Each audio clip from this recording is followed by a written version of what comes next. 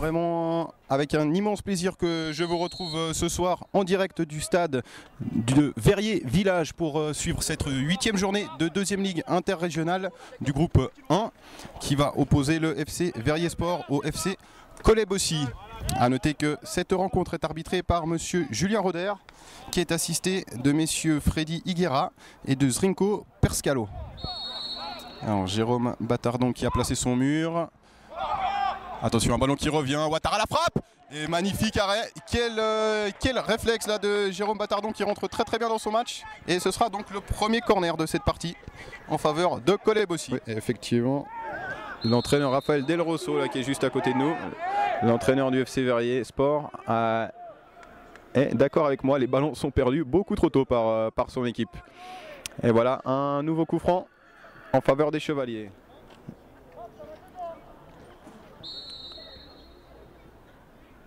De Oliveira la frappe directe et c'est au fond, magnifique, magnifique frappe de Oliveira là au ras du poteau de Battardon qui ne peut rien faire et c'est l'ouverture du score pour le FC Collet-Bossy à la 16e minute.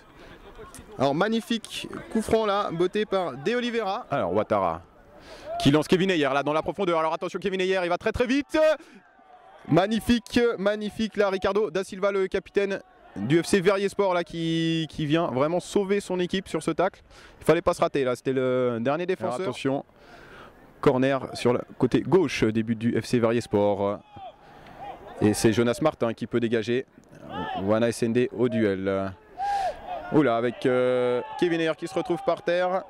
Et l'arbitre ne bronche pas. Je pense qu'il a tout à fait raison là. Launeux, le capitaine des Chevaliers, qui va botter ce corner. Au deuxième poteau, c'est bien fait. Alors, il y a un Collésien qui s'est jeté là-bas.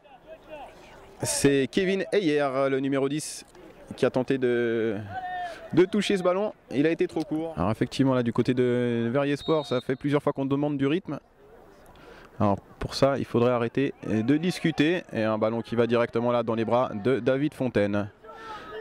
Un coup franc qui n'a pas été extrêmement bien tiré là. Ils ont pu en profiter une fois sur un coup de pied arrêté direct. Le coup franc de De Oliveira. Attention là, un ballon qui traîne. Et Jérôme Battardon qui se couche sur ce ballon. Une fois de plus, un coup franc. Alors c'est joué très vite là. Tadeo, la frappe de Tadeo qui passe quelques mètres sur la gauche. Début de David Fontaine. Il a bien fait là de prendre sa chance. Le numéro 10, Johan Tadeo. Pas de gros dégâts là pour les Chevaliers. Alors Kevin Ayer, c'est bien fait ça, la remise. Carasso qui met pour Launeux, qui est signalé hors jeu. Alors c'était une belle action là, de la part de Collet-Bossy, mais Launeux qui était parti un petit peu trop tôt. La touche reste en faveur de l'équipe domicile. Très bien fait là, la talonnade pour Pochero. Pochero, le numéro de Pochero là, il rentre dans les 16 mètres. Pochero le centre pour Tadeo qui a été repris tout dernier instant par De Oliveira. Et le gardien David Fontaine qui peut s'emparer de ce ballon. Alors là, un moment très chaud là.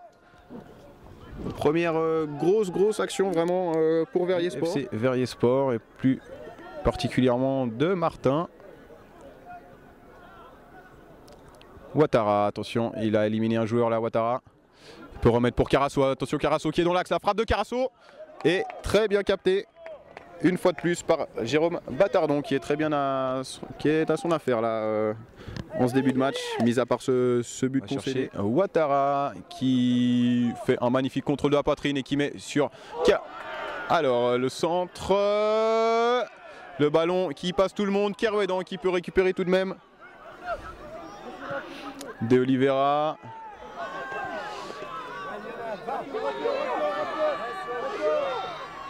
Alors on part en contre-attaque là avec Teicher. Belabas qui a mis la main et qui va prendre un carton effectivement. Premier carton du match. Se positionner pour tirer ce corner qui sera joué en deux temps avec Pochero qui remet sur Rotlisberger. Le centre de Rotlisberger. Voilà SND qui peut prolonger. Huguenin qui tente de remettre. Le ballon qui revient à la tête. qui passe à quelques centimètres au-dessus. Début de David Fontaine, la tête de Yoram Teicher qui aurait pu remettre les deux équipes à égalité là sur cette action. Et la mi-temps qui est sifflée sur ce score de 1-0 en faveur des visiteurs. Le FC Kolebosi qui a inscrit son but sur un coup de pied arrêté frappé par De Oliveira. Avec Pochero là, côté gauche. Pochero, il provoque Iscardo, il est passé, Pochero. Huguenin, magnifique de Huguenin. Côté droit, le centre. Alors là, il y a eu un contact. Alors effectivement, le ballon a passé tout le monde, mais il y a eu un contact dans les 16 mètres là. Alors c'est en tout cas Benamar Belabas, le défenseur de Kolebosi là, qui est resté au sol. Et du côté du Verrier Sport, c'est Yoram Teicher. Un long ballon en avant. Et Belabas qui peut mettre la tête. Attention là, avec le nouvel entrant. La frappe. Et dévissé, ouais. Alors là, effectivement, il n'était pas chaud. C'était son tout premier ballon là à Taki. Il était en bonne position. Mais son pied droit n'est pas encore assez chaud là pour trouver le cadre. On a eu à peu près le même coup franc tout à l'heure. C'est De Oliveira qui l'a frappé. Le ballon est allé au fond. Cette fois-ci, ce sera un droitier. Carasso, la frappe directe de Carasso qui passe quelques mètres à côté des buts de Verrier Sport. Donc à la place du numéro 2, Antoine Inaroto. Il était sorti de l'autre côté, Tadeo. Ah, attention là, avec une action. Oula. Ils se sont très bien sortis là, les Colésiens. Après Iscardo. Heureusement pour les visiteurs, Iscardo a pu mettre le pied. Attention, deuxième poteau, un ballon qui est mis directement en corner par Sanchez. Ballon qui prenait la direction de la lucarne. En avant, Rotlisberger bien fait là au milieu du terrain. Il lâche ce ballon et c'est Da Silva qui tente de mettre qui met une chandelle là. Avec une faute, oui, faute sur Yoram Teicher là. Faute de Belabas. Rotlisberger et son numéro 18 pour frapper ce coup franc. Frappé directement, David Fontaine qui s'étend sur son côté droit et ce sera un corner. Très bien frappé là de Rotlisberger. Ouais, très bonne défense là de Kolebosi et De Oliveira qui peut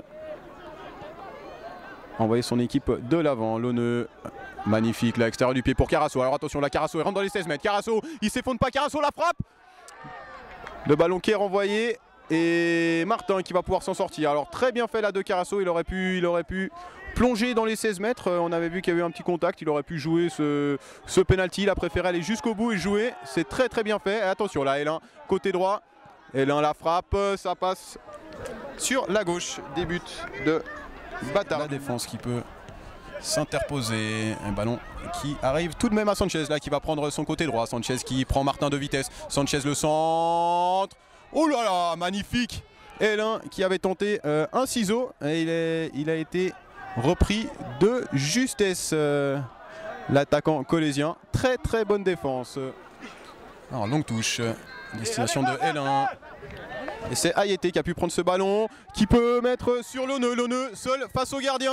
Launeux il ouvre le pied et c'est 2-0. Launeux qui donne la victoire à son équipe. 2-0. But dans les minutes supplémentaires de cette partie. Alors Launeux qui a été très bien servi par Hélin. Et cette fois-ci le malheureux Jérôme Battardon ne peut pas détourner ce ballon. Il l'a touché quand même, mais elle peut malheureusement pas le détourner. Voilà, donc là 2-0, 92e minute. Ballon récupéré tout de même. C'est bien fait ça pour Taki sur le côté gauche. Taki, il a tenté de remettre et c'est Belabas qui dégage. Et Monsieur Roder qui siffle la fin de ce match. Score final 2-0 pour le FC Kolebosi sur le terrain du FC Verrier Sport. Kolebosi qui conforte son bon début de saison. Et les choses se compliquent un petit peu pour Verrier Sport. Rien n'est encore fait, mais il va falloir faire des points très prochainement pour les joueurs d'El Rosso. Voilà, on va aller récupérer quelques impressions directement dans les vestiaires de part et d'autre. On vous retrouve tout de suite. Et nous voici avec Raphaël Del Rosso à l'interview, l'entraîneur du FC Verrier Sport. Alors, qu'est-ce que vous avez pensé de la performance de votre équipe aujourd'hui? J'ai trouvé qu'on était un peu timide au départ. Après, il y a ce goal qui nous a un peu secoué et puis on a essayé d'égaliser. Et en deuxième mi-temps, on est bien revenu, on s'est créé quelques situations dangereuses. Et puis on prend le 2-0 à la fin.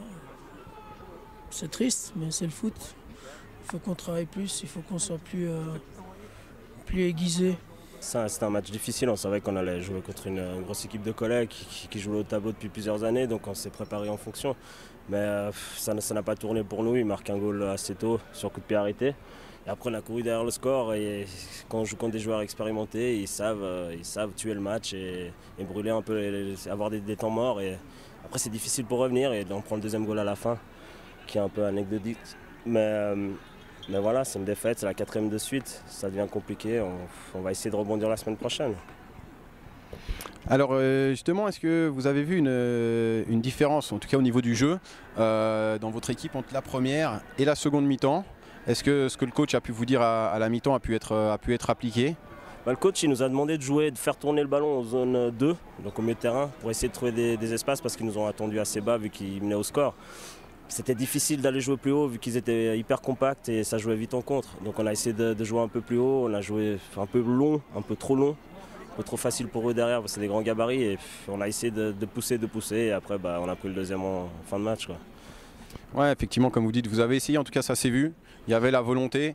Après malheureusement il a manqué 2-3 petites choses, mais en tout cas il y a eu cette volonté, donc c'est vraiment une bonne chose. Et puis comme vous disiez, donc 4 défaites d'affilée, il va falloir changer un petit peu la donne. Prochain match, déplacement UGS. Comment est-ce que vous voyez ce match? On rebondit déjà vendredi prochain, vu qu'on va jouer à UGS.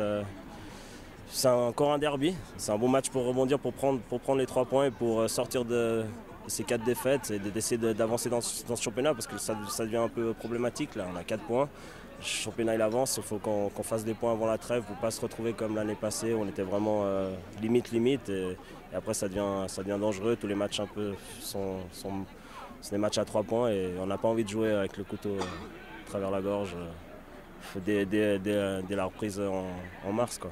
Et nous voici maintenant avec Serge Zanicoli, président du Verrier Sport FC. Qu'est-ce que vous avez pensé de votre équipe aujourd'hui? Écoutez, on ne peut pas faire beaucoup de reproches parce que sur l'ensemble du match, je pense que si on est tous objectifs, je connais bien mes copains de Collet, le match nul est équitable. Maintenant, c'est vrai que la première mi-temps, il y a un petit plus à Collet, mais la deuxième mi-temps est entièrement à notre compte. C'est vrai qu'on ne marque pas, après ils marquent en compte, mais c'est comme ça. Mais moi, j'ai aucun reproche au niveau de l'équipe parce qu'ils ont tout donné. Mais c'est vrai que ça fait quand même quelques matchs qu'on est très très mal payé sur la qualité du football.